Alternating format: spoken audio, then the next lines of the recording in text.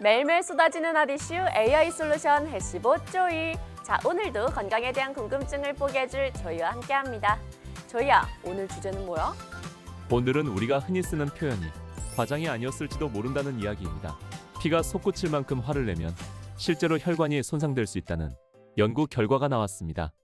이 화가 나면 피가 거꾸로 쏟는 것 같다는 말 진짜 그냥 표현인 줄 알았는데 실제라는 거야?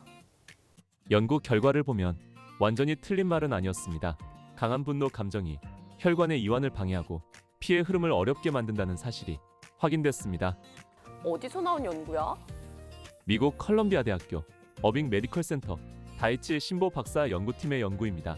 이 결과는 미국 심장협회 저널에 발표됐습니다.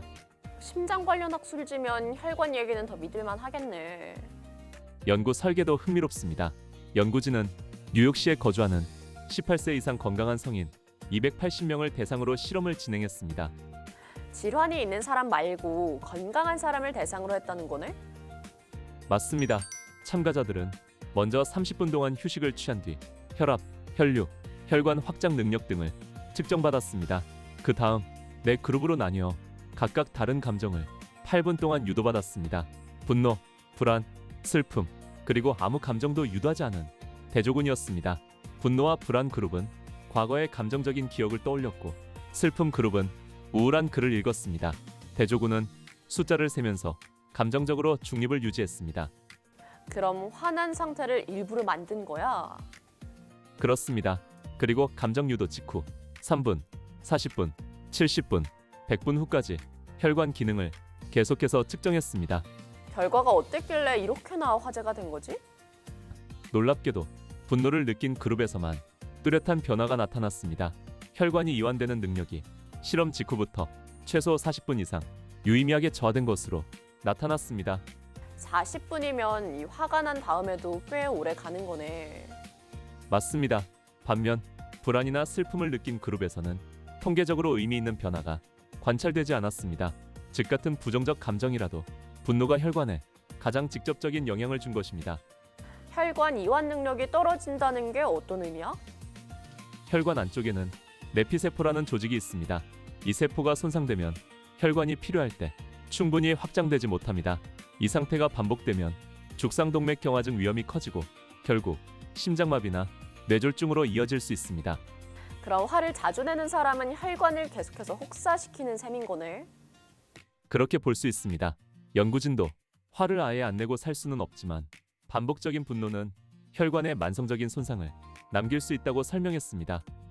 이게 한번 화내는 것보다 자주 화내는 게 더 문제구나. 맞습니다. 일시적인 분노보다 자주, 강하게 반복되는 분노가 더 위험합니다. 이 상태가 지속되면 심혈관 질환으로 이어질 가능성이 커집니다. 이런 연구 처음 나온 건 아니지? 그렇습니다. 분노가 심혈관 질환에 직접적인 방아쇠가 될 수 있다는 연구는 이미 여러 차례 보고됐습니다. 대표적인 것이 인터스트로크 연구입니다. 전 세계 급성 뇌졸중 환자를 분석한 연구인데 뇌졸중 환자의 약 9%가 발병 1시간 이내에 심한 분노나 좌절감을 경험한 것으로 나타났습니다. 분노 직후 1시간 동안 허혈성 뇌졸중 위험은 30%, 출혈성 뇌졸중 위험은 무려 63%까지 높아졌습니다. 그래서 전문가들은 분노 관리가 단순한 감정 문제가 아니라 혈관 건강을 지키는 중요한 요소라고 강조합니다. 그럼 화가 확 올라올 때 뭘 하는 게 좋아? 전문가들은 그 순간에 격한 운동이나 과도한 신체 활동은 피하라고 조언합니다. 심호흡을 하거나 숫자를 천천히 세거나 잠시 자리를 벗어나는 등 감정을 가라앉히는 행동이 혈관 건강에 도움이 됩니다. 화를 풀겠다고 바로 뛰거나 무리하는 것도 안 좋을 수가 있겠네. 그렇습니다. 분노 상태에서는 혈압과 심박수가 이미 올라가 있기 때문에 추가 자극은 오히려 위험할 수 있습니다. 결국 이 감정도 건강관리의 일부잖아. 맞습니다. 분노는 마음에서 끝나는 감정이 아니라 몸 특히 혈관에 직접적인 영향을 미치는 신체 반응입니다. 조이야, 오늘 이야기 좀 내용이 많거든? 시청자분들을 위해서 핵심 한번 정리해줄래? 오늘 이야기의 핵심은 세 가지입니다. 첫째, 강한 분노 감정은 혈관의 이완 능력을 떨어뜨려 피의 흐름을 방해합니다. 둘째, 이 영향은 분노 직후 최소 40분 이상 지속될 수 있으며 반복될 경우 심혈관 질환 위험을 높일 수 있습니다. 셋째, 분노 관리는 감정 조절을 넘어 혈관과 심장을 지키는 건강 관리의 일부입니다. 좋다. 그럼 오늘 이야기 나도 한 줄로 정리해볼게.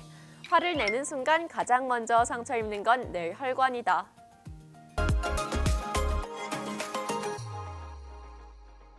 매일매일 쏟아지는 핫 이슈 AI 솔루션 해시봇 조이. 조이야, 이번 주제는 뭐야? 오늘은 듣기만 해도 기분이 조금 좋아질 수 있는 이야기입니다.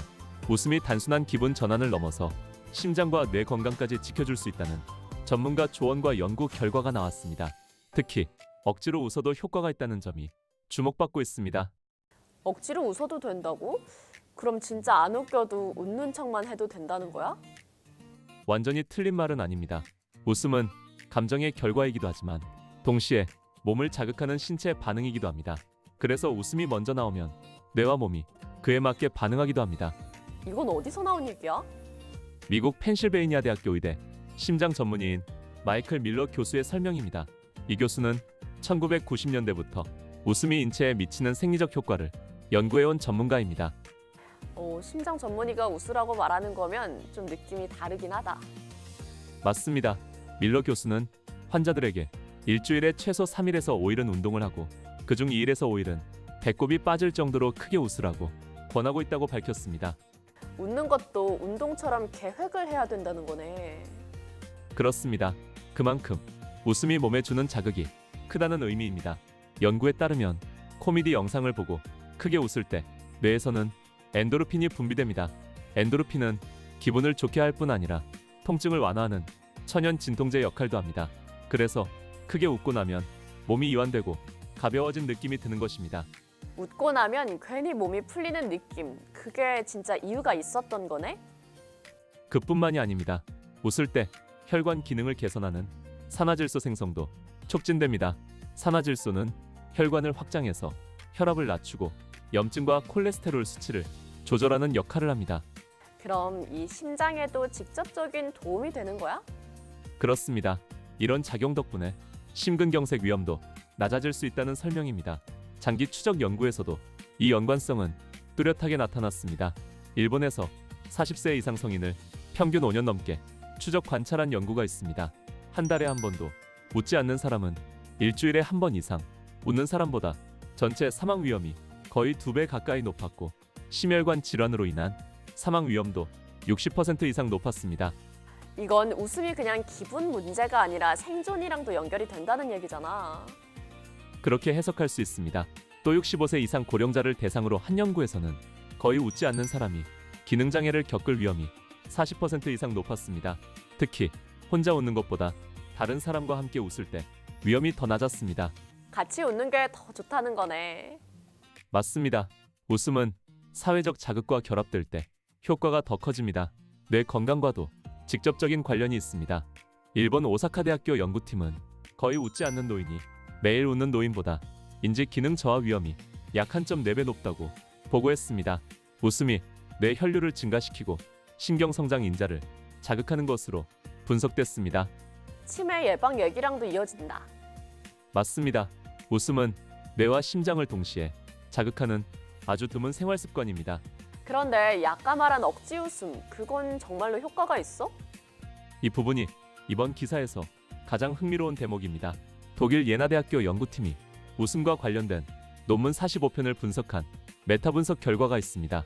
이 분석에 따르면 웃음을 유도하는 치료는 혈당과 스트레스 호르몬인 코르티솔 수치를 낮추고 만성 통증을 완화하는 데 효과가 있었습니다. 이 효과는 특히 고령층에서 신체 활동성과 전반적인 기분 개선으로 이어졌습니다. 억지 웃음이라도 몸은 웃음으로 받아들인다는 거잖아. 그렇습니다. 웃음 요가를 창안한 마단 카타리아 박사도 비슷한 말을 합니다. 중요한 건 억지로 웃으려는 게 아니라 웃음을 막고 있는 억제와 부끄러움을 내려놓는 것이라고 설명합니다. 그러니까 웃길 때까지 기다리지 말고 일단 웃어보라는 거네. 그렇습니다. 그 다음에 나오는 웃음은 아이처럼 조건 없는 웃음이 될 수 있다고 설명합니다. 현대인은 웃을 기회를 많이 줄인 채 살고 있습니다. 하지만 웃음은 돈도 들지 않고 부작용도 거의 없는 가장 쉬운 건강 관리법입니다. 그러면 이 하루에 얼마나 웃어야 돼? 정해진 기준은 없지만 전문가들은 의식적으로라도 웃는 시간을 생활에 포함시키는 것이 중요하다고 말합니다. 짧은 영상, 가벼운 농담, 사람들과의 대화, 이런 것들이 모두 도움이 됩니다. 조이야, 오늘 얘기 너무 좋다. 시청자분들을 위해서 핵심도 한번 정리해 줄래? 오늘 이야기의 핵심은 세 가지입니다. 첫째, 웃음은 엔도르핀과 산화질소 분비를 촉진해 혈관을 확장하고 심장 건강을 지켜줍니다. 둘째, 웃음은 뇌 혈류를 늘리고 인지 기능 저하와 기능 장애 위험을 낮추는 데 도움이 됩니다. 셋째, 자연스러운 웃음이 아니어도 억지 웃음 역시 몸에는 긍정적인 자극이 될 수 있습니다. 그럼 오늘 이야기와 한 줄로 정리해 볼게. 웃음은 기분이 아니라 몸이 먼저 반응하는 건강 습관이다.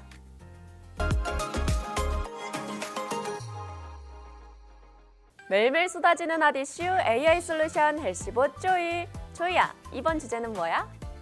오늘은 많은 분들이 너무 당연하게 믿고 있었던 습관 하나를 짚어보려고 합니다. 물 대신 마시면 더 건강할 것 같았던 차가 오히려 몸의 수분 균형을 깨뜨릴 수 있다는 전문가 경고가 나왔습니다. 잠깐만. 물 대신 차 마시는 사람 정말 많은데? 보리차나 옥수수차는 거의 물처럼 마시던데 그것도 문제야? 바로 그 지점이 오늘 이야기의 핵심입니다. 보리차, 현미차, 옥수수차, 녹차 같은 차를 사실상 음용수처럼 마시는 분들이 늘고 있지만 전문가들은 차는 물을 완전히 대체할 수 없다고 분명히 말하고 있습니다. 차도 물로 우린 거니까 비슷한 거 아닐까? 겉으로 보면 그렇게 느껴질 수 있습니다. 하지만 우리 몸의 수분 대사와 세포 정화 과정은 순수한 물에 가장 최적화되어 있습니다. 차에는 곡물 성분이나 식물 성분이 아주 미량이라도 들어가 있고 이 성분들이 몸에서 다른 반응을 일으킬 수 있습니다.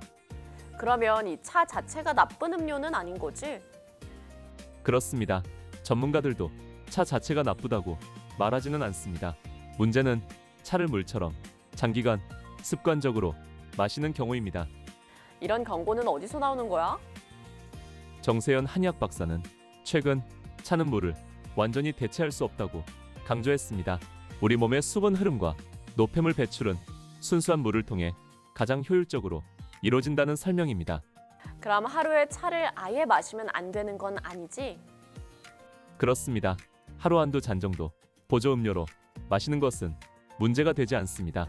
하지만 갈증이 날 때마다 차로만 수분을 보충하는 습관은 조심해야 합니다. 왜 그렇게 위험해지는 건데? 가장 큰 이유는 이뇨 작용입니다. 차 중에는 소변 배출을 촉진하는 성분이 강한 것들이 많습니다. 이 경우 물을 마셨다고 생각했지만 실제로는 몸속 수분이 더 빨리 빠져나갈 수 있습니다. 대표적으로 어떤 차들이 그래? 이뇨 작용이 강한 차로는 녹차, 결명자차, 율무차, 옥수수 수염차, 마테차, 히비스커스차 등이 있습니다. 이런 차들은 노폐물 배출에는 도움이 될 수 있지만 갈증 해소나 수분 보충용으로는 적합하지 않습니다. 그럼 운동하고 나서 이런 차를 마시는 것도 별로야? 운동 후에는 더더욱 순수한 물이 필요합니다. 이뇨 작용이 강한 차를 마시면 수분 손실이 더 커질 수 있습니다. 카페인 있는 차도 문제라고 했지? 맞습니다. 녹차, 홍차, 보이차, 마테차처럼 카페인이 들어있는 차는 각성 효과는 있지만 소변량을 늘려 체내 수분 균형을 흐트러뜨릴 수 있습니다. 카페인에 민감한 사람은 수면 장애, 심장 두근거림, 위장 자극을 겪을 수도 있습니다. 그래도 이 보리차나 옥수수차는 카페인이 없잖아. 그렇습니다. 하지만 카페인이 없다고 해서 물과 완전히 같다고 볼 수는 없습니다. 이런 차에도 곡물 성분이 미량 포함되어 있고 제조 과정에 따라 몸의 수분 이동이나 이뇨 반응이 일어날 수 있습니다. 결국 물은 물로 마셔야 된다는 거네. 맞습니다. 물은 대사 과정, 체온 조절, 영양소 운반, 세포 기능 유지 등 가장 기본적인 역할을 담당합니다. 이 기능들은 불순물이 거의 없는 순수한 물에 가장 잘 맞춰져 있습니다. 차를 물처럼 마시면 몸에서 어떤 변화가 생길 수 있어? 장기간 물 대신 차를 마시면 탈수 위험이 서서히 커질 수 있습니다. 입은 촉촉해도 세포 단위에서는 수분이 부족해질 수 있고 이 경우 피로, 두통, 집중력 저하, 변비 같은 증상으로 나타날 수 있습니다. 나도 물을 잘 안 마시면 머리 아플 때가 있거든. 그게 바로 가벼운 탈수 신호일 수 있습니다. 차를 많이 마셔도 몸이 물을 달라고 신호를 보내는 이유입니다. 그러면 이상적인 수분 섭취는 어떻게 하는 게 좋아? 전문가들은 물을 기본으로 하고 차는 보조 음료로 두는 것이 가장 이상적이라고 말합니다. 갈증이 날 때는 먼저 물을 마시고 차는 맛이나 기능을 위해 적당량만 즐기는 것이 좋습니다. 차를 마실 때도 타이밍이 있을까? 내공복이나 운동 직후, 취침 전에는 차보다는 물 섭취가 더 적합합니다. 특히 잠들기 전 카페인 있는 차는 수면을 방해할 수 있습니다. 이건 진짜 습관을 조금 바꿔야겠네. 맞습니다. 차를 마시는 게 문제가 아니라 물을 대신할 정도로 과하게 마시는 습관이 문제입니다. 조이야, 오늘 이야기 너무 좋다. 시청자분들을 위해서 핵심 한번 정리해 줄래? 오늘 이야기의 핵심은 세 가지입니다. 첫째, 차는 건강 음료일 수 있지만 순수한 물을 완전히 대체할 수는 없습니다. 둘째, 이뇨 작용이 강한 차를 물처럼 마시면 오히려 체내 수분 손실이 커질 수 있습니다. 셋째, 수분 관리는 물을 기본으로 하고 차는 보조 음료로 적정량만 마시는 것이 가장 안전합니다. 그럼 오늘 이야기 나도 정리해 볼게. 차는 물이 아니다. 수분 관리는 결국 물이 기본이다.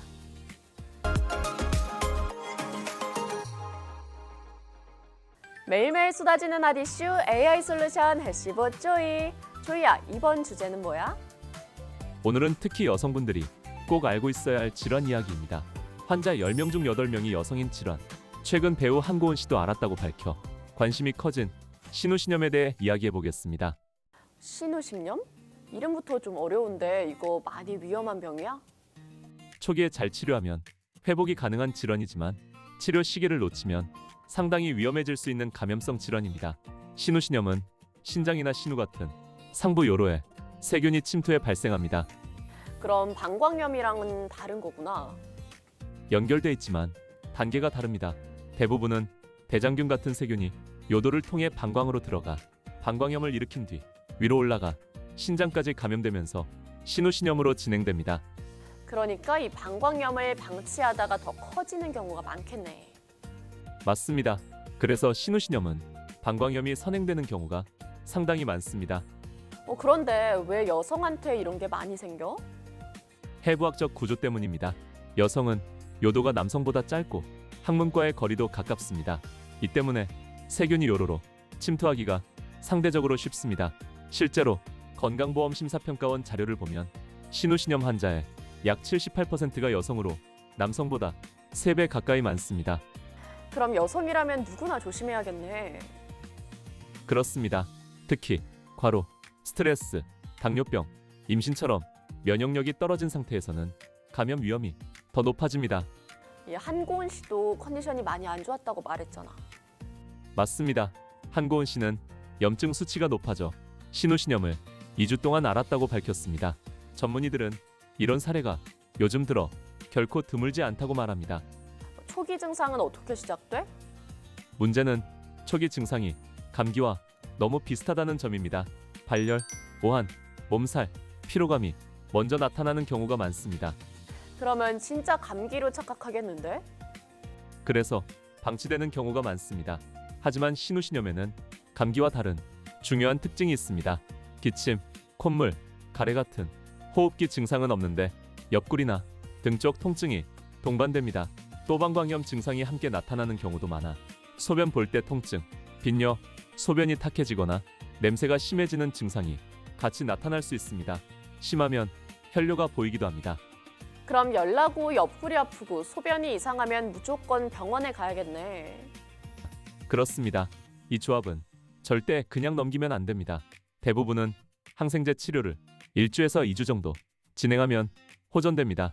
하지만 증상이 심하거나 고열이 지속되면 입원 치료가 필요할 수도 있습니다. 만약 이 치료를 늦추면 어떻게 되는 건데? 이게 가장 중요한 부분입니다. 치료 시기를 놓치면 만성 신우신염으로 진행되거나 폐혈증, 신부전 같은 생명을 위협하는 합병증으로 이어질 수 있습니다. 이 폐혈증까지 갈 수 있다고 하니까 갑자기 좀 무서워지는데? 실제로 신우신염은 절대 가볍게 볼 질환이 아닙니다. 신장은 한번 손상되면 회복이 쉽지 않은 장기이기 때문에 초기 치료가 무엇보다 중요합니다. 이 병 재발도 잘 돼? 맞습니다. 신우신염은 재발률이 높은 질환으로 알려져 있습니다. 그래서 치료가 끝난 뒤에도 정기적인 소변 검사와 신장 기능 검사가 필요합니다. 그러면 생활 습관도 중요하겠네? 아주 중요합니다. 예방을 위해서는 충분한 수분 섭취, 소변을 오래 참지 않는 습관, 배뇨 후 청결 유지, 탈수를 유발하는 환경 피하기, 이런 기본적인 수칙을 지켜야 합니다. 소변 참는 거 정말 안 좋다더라. 맞습니다. 소변을 오래 참으면 방광 안에서 세균이 쉽게 증식하고 그 염증이 신우신염으로 번질 가능성이 커집니다. 여성분들한테 특히 중요한 얘기잖아. 그렇습니다. 특히 반복적인 방광염을 겪는 분들이라면 신우신염 위험을 항상 염두에 두셔야 합니다. 조이야, 오늘 이야기 너무 유익했어. 시청자분들을 위해서 핵심 한번 정리해 줄래?